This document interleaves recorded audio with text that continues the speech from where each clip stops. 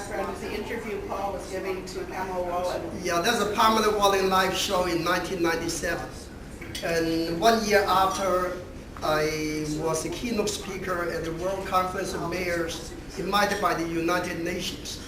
My speech was in Kingston, Jamaica, talking to 36 mayors around the world on how to use Feng Shui to make cities of the future better cities. And after that year, then I did a reading for Robert Campbell's mansion in Edwards Garden, listed at $15 million and couldn't sell it. So Canada Business Week magazine invited me to go in and find out why it didn't sell.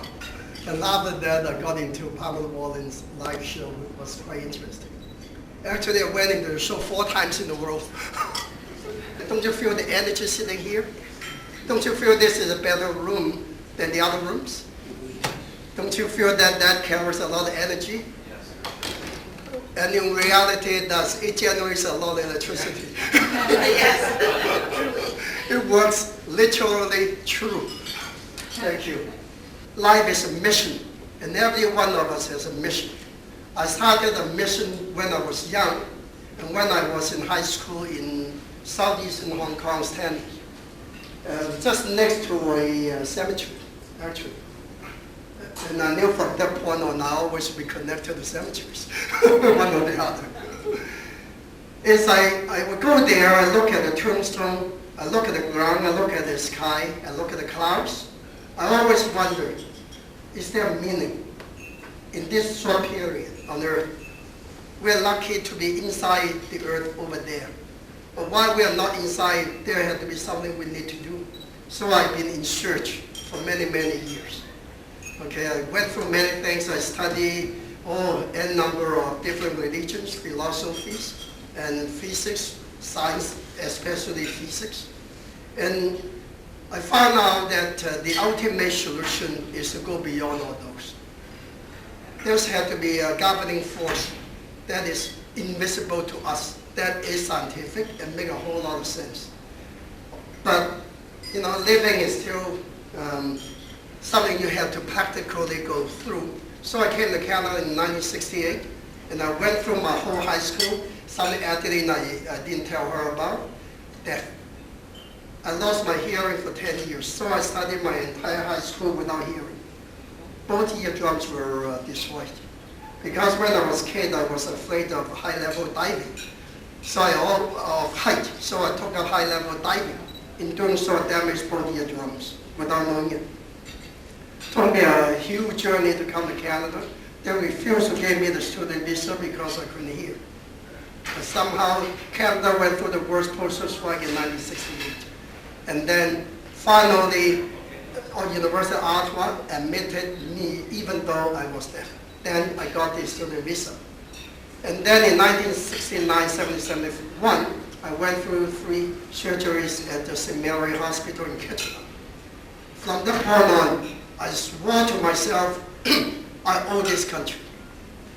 Which country can you see in this world that can do it to you absolutely free of charge? Okay, something called ocean. Okay, and so I went on finishing my computer science at University of Waterloo, and then got my business admin degree from University of Toronto. So some of you might be my schoolmates or something. I worked at today's Ernst & Young, Carson Gordon at the time, as a DP manager for several years, and moved on to becoming DP manager at CP Limited, Marathon Realty. And then I became director of IT at CIBC, looking after 100 staff and 4 departments. And then I learned this back in 1976 and began working on it in 1985. So I'm very chronologically clear. But I did not start full-time until 1993 because according to my own life chart that I did for myself, there was a critically changing year in my life in 1993. And so there was a huge power sign there. Guess what happened that year? Election.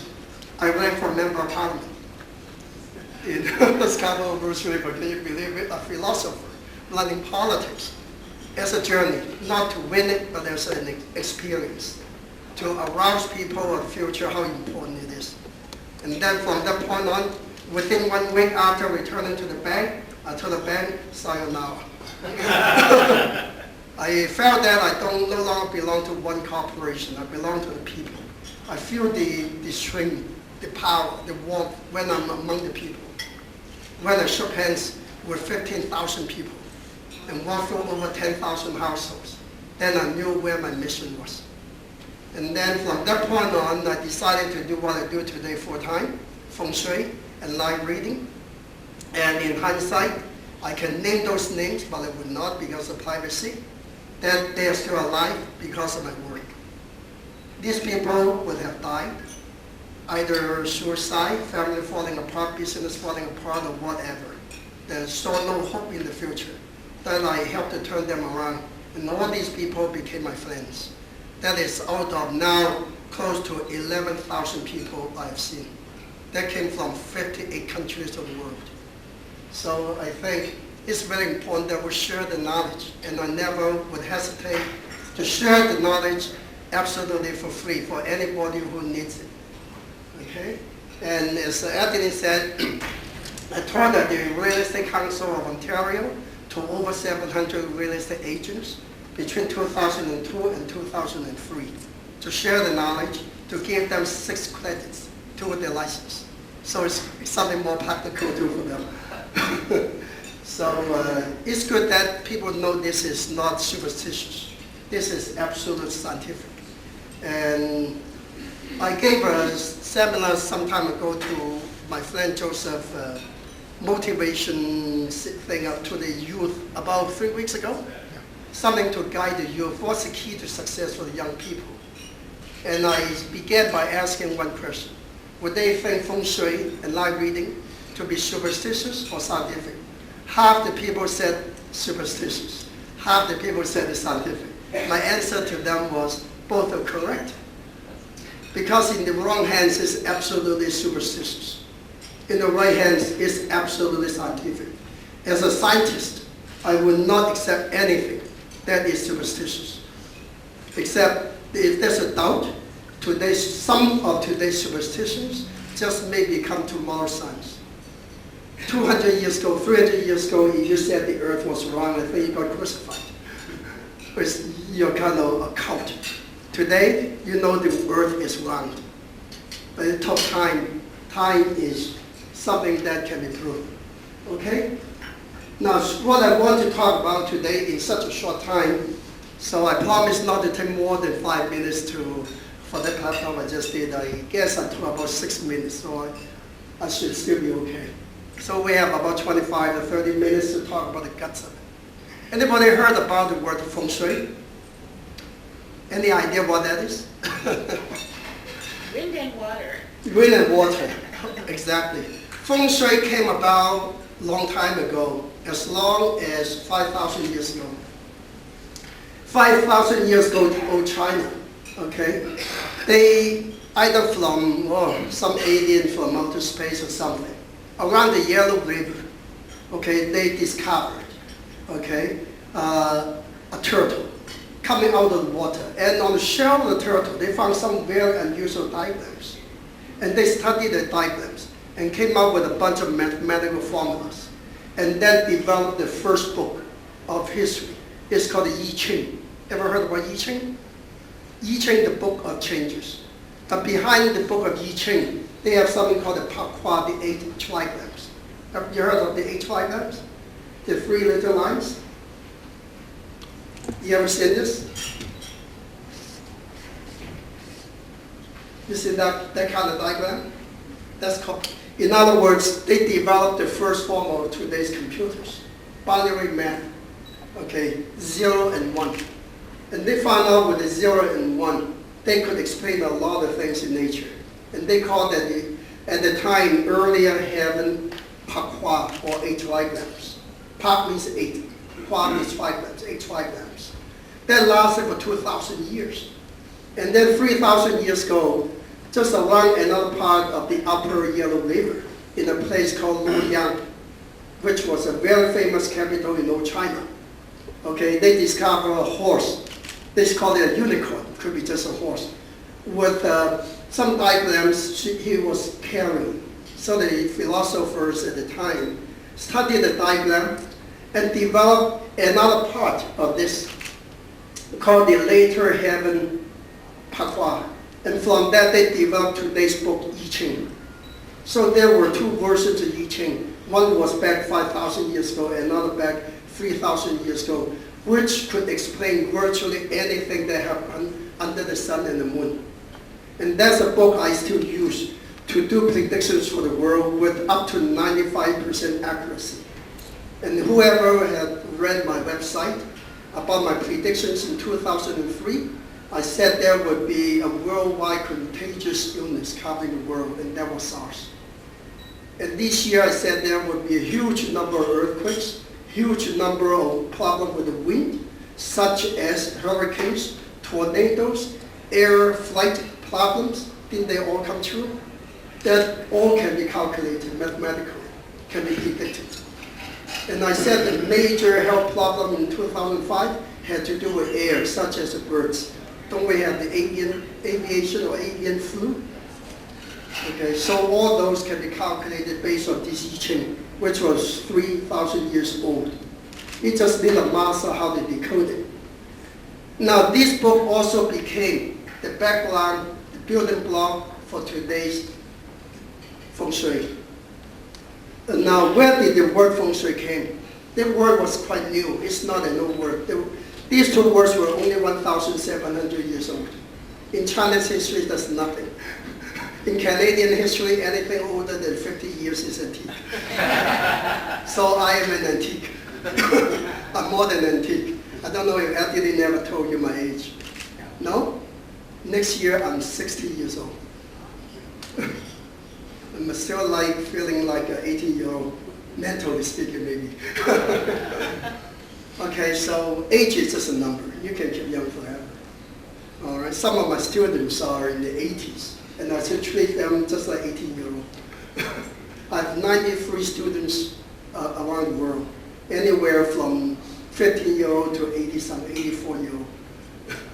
So treating them just like friends. All right.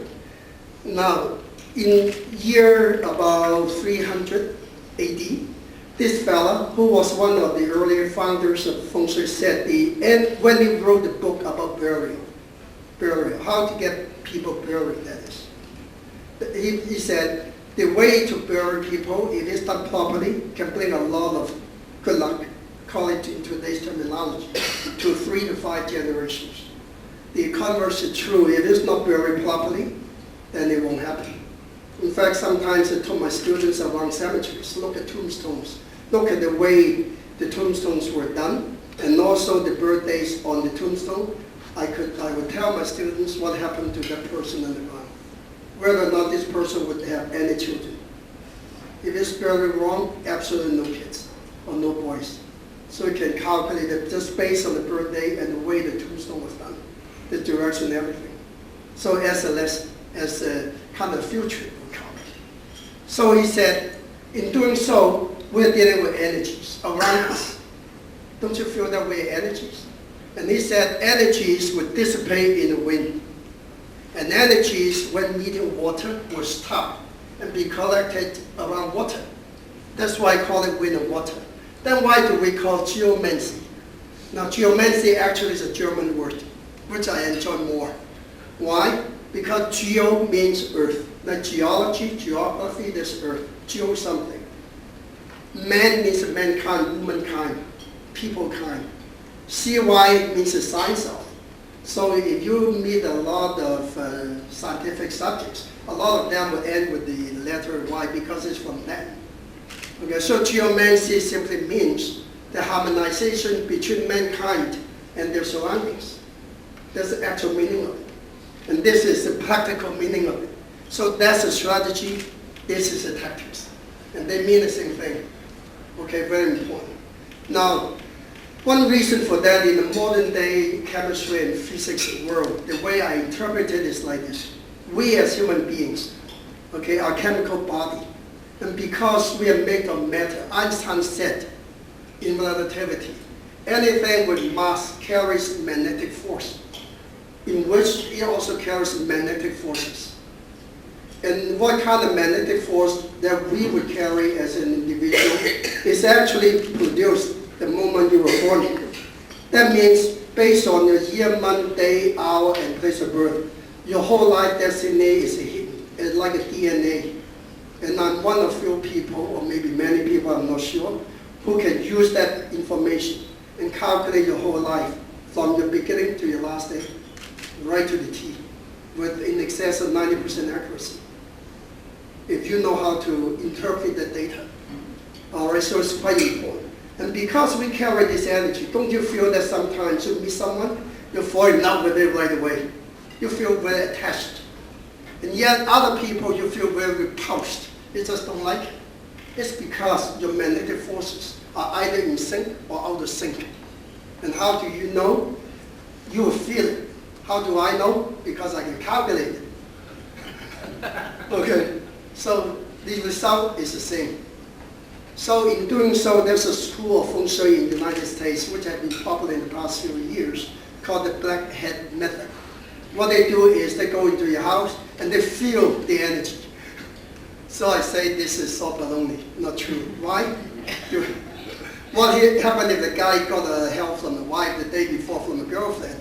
He felt everything's bad. You just invite him to look at your house, everything's bad. No choice. And on the other hand, this guy is on the honeymoon, look into your house, even though it's a dead house, everything is rosy good. So feelings are not precise. Unless you are someone who has been trained how to relax, how to meditate, then your feelings are true. As a normal human being, most of feelings can be deceived and can actually be deceptive. So don't just trust the feeling, also look at it mathematically. So it's very important. Now,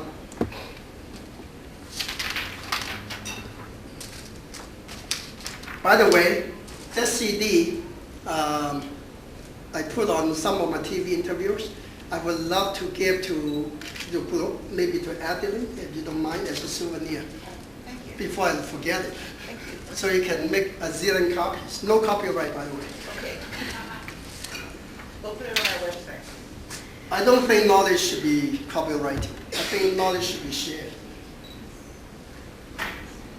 Okay. Why Feng Shui is so important in the life? Because we live on Earth. We don't live out there in Mars or in space. We won't survive there too long. So because we live on Earth, we have to know something about what's around us. Now, the importance of it can never be overstated. Let me give you a formula I created. In a book, I have determined to write, but it will take forever since I never have time to do it. Unless somebody can help me do it. The formula is very simple. What is life? Life is A plus B plus C equal to D. That's all life is. And what is business? Business is A times B equal to C. That's what business is all about.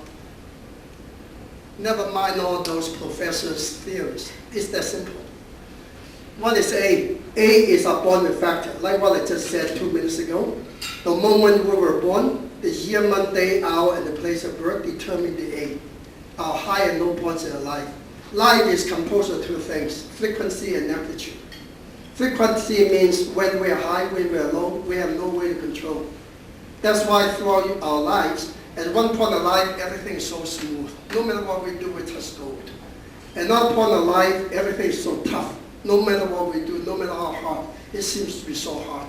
It just couldn't go anywhere. That's what we call frequency, your high and low points in life. But your amplitude is something you can correct. Amplitude is how high is your high, how low is your low.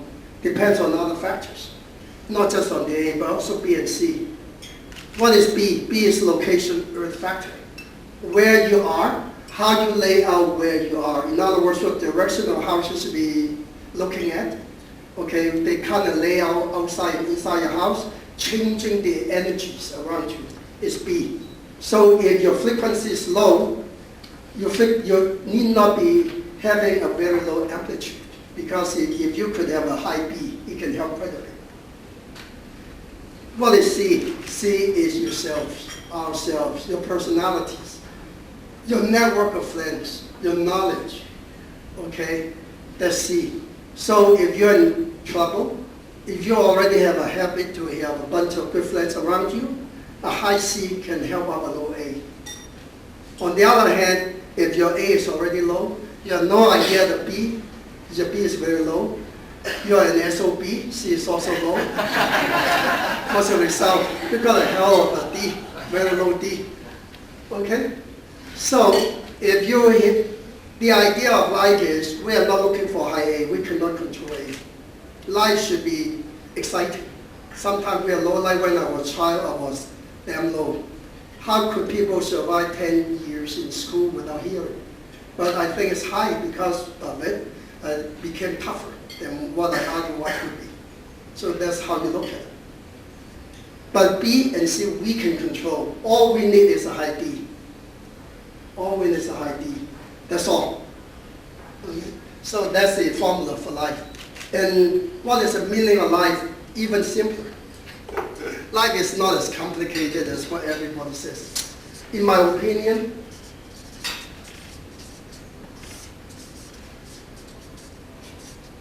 it's only 2 words. Learning and loving. If we have just 2 words in life, that's all what life is all about. We live in this world for so many decades only of learning, only because of learning. Every day when we go, we learn from it. We make something good, we learn from it. As long as we learn from something, even when we fail, we succeed. If you succeed but you haven't learned anything from it, you failed. So the idea of success or failure is whether or not you've learned something and learn to love. And the opposite is what? Opposite is greed and fear. That's what creates all the world's problems. So you don't need to be a religious person or anything. Life is that simple, cause and consequence. What seed you plant, what result you get. That's it. It's all strictly physics, equal and opposite force, principle of conservation of energy. That's all it is. So today we want to spend a fairly short time relatively to talk about B. If we can do B well, that's 35%, 33.5% of the game, isn't it? Or 33.3333% of the game. Something like that. All right.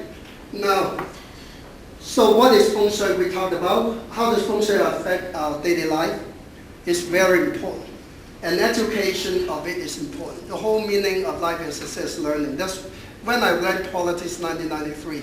I have 7 policies or ideas. The first one was education. I said to make Canada a better country, we need better education, better teachers. And why would other countries suffer? No education, no forced education. Education is so important, learning is so important. Now, when we first look at a house, we look at the environment. The environment, first of all, before you even go into a house, you look at surroundings. First thing to determine is based on your year, month, and day of birth, what kind of element do you have? The elements are metal, water, wood, fire, and earth. On top of that, you will have yin and yang. Yin meaning negative, yang meaning positive. It doesn't mean good or bad, it's just an identification. So yin also means women, yang means men. So first thing to identify is the subject person a male or female? Not always easy. Because I've done readings for several transactions, it's really perplexing. How to define them? That's the hardest one I found out. Also when I taught Tai Chi, that's also the hardest one. Up or down, left or right, big or small, most people can't distinguish. Simple ideas, credit and debit, so difficult. So credit and debit is a hard one to distinguish, so as male and female. Because within every male we have some female. Within every female we have some male. That's called yin and yang. That's what the Tai Chi symbol is like. All right? So now, once we decide what direction is the best for you, for example, if you're born in 1959 and you're male, then you're an earth person. And then a geomancy practitioner will tell you your best direction for your house should be to face the south or the north, and never east-west. So that's the number one consideration. All right?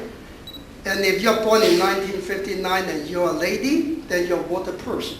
Then the master will tell you your house should be facing the west or the north, but not otherwise. Otherwise, the energy will block you and you'll run into hardship. So first thing to consider. Once you got it, then you look at the surroundings, and then you see if the trees are too abundant. Are trees good or bad? Yes, they're good and bad. Why? If trees are too close to your house, clobbering your house like a lot of houses in Britain, then it's bad because there's no sunlight. The roots of the house may be uprooted. You may have leakage or something, but mainly no energy flowing. That's bad. But yeah, if you have a lot of trees, they're at a certain distance from the house, that's excellent. You got sunlight coming in, you got open area. So things like that are part of the surroundings considerations. And then the roads are very important. We have all kinds of roads running into a house. Since time is short, I cannot tell you all the technical identification of roads, but I can give you several important things. Now you remember the word wind and water. And what is the significance of water? Energy stops by water, so water is important. And how does water usually flow? Like a river, in a river. And what's the best form of a river? Winding. Because if a river is slightly winding, the water doesn't flow too fast. Okay? On the other hand, if you have a straight river, water cannot stop, it flows very fast. So you prefer slow flowing water, but not stopping water. Same as a road. Imagine the road like a river. It carries energy. So the best road for your house, for example, is a slightly winding road. Not too much, but not a straight road. You'll find out that for people living on a straight road too long, usually people living there are not wealthy. They usually cannot keep money or no money there. But a wealthy neighborhood usually winding. People who are familiar with Toronto, if you have a chance to visit Post Road, Bible Park, you see what I mean. Very winding, ups and downs a bit too. Lots of trees, but none of the trees is right by the house. They're at the distance. Exactly fulfilling the prophecy. So roads are important, okay? And same for business. Now a lot of people, for people familiar with Toronto, you know there's something called Yonge Street. Yeah.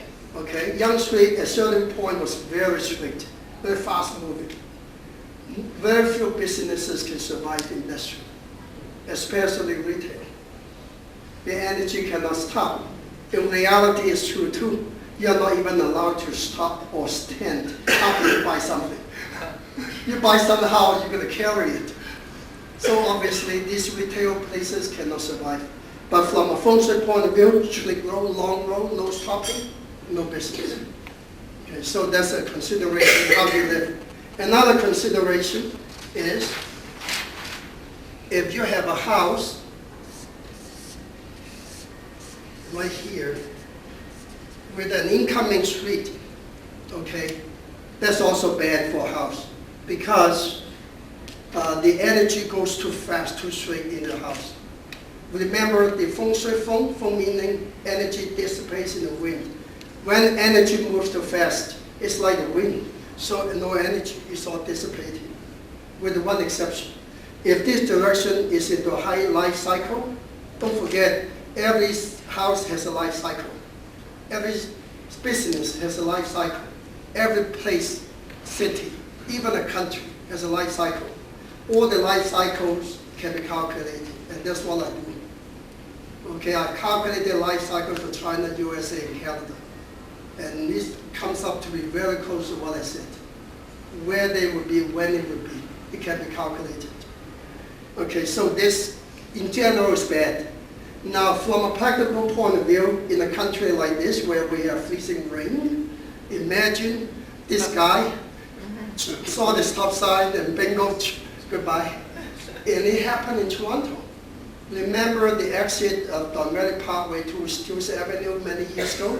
A lady was in the townhouse here in the basement laundry room. The dump truck went right in and killed her. So there's some truth in it too. And that's why they build a huge embankment right here. Now, another kind of road is also tricky. Two scenarios.